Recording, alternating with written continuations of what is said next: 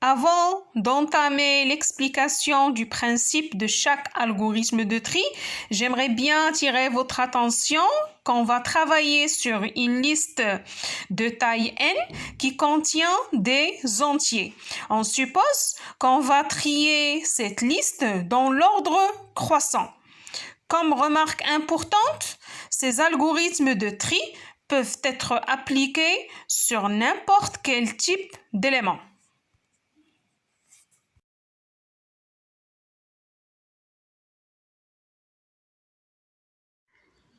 Par définition, le tri par insertion, comme son nom l'indique, permet d'insérer l'élément à sa bonne place dans la partie de la liste déjà triée.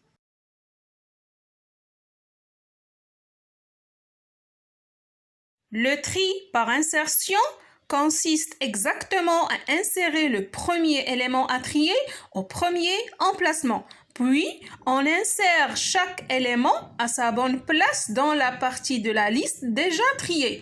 On réitère alors le procédé jusqu'à avoir remplacé tous les éléments de la liste initiale.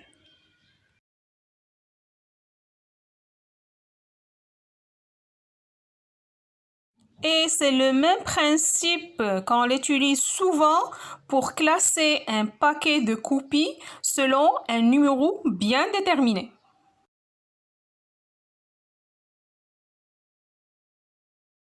Donc, l'implémentation en Python de cet algorithme de tri par insertion s'écrit à l'aide de la fonction suivante comme suit. Def tri insertion tn for I in range n, j égale i moins 1, while j supérieur ou égal à 0, un t de j supérieur à tj plus 1, tj plus 1 égale tj plus 1, tj, j égale j moins 1.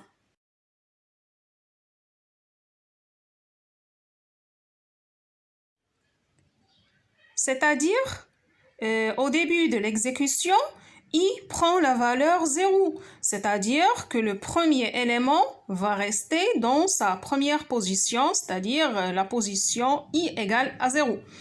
Dans la deuxième itération, i prend 1, donc j prend la valeur 0, il y a une comparaison entre t de 0 et t de 1. Dans la troisième itération, i prend la valeur 2, donc j prend la valeur 1. Donc, il y a une comparaison entre les éléments T1, T2 et les éléments T0 et T1.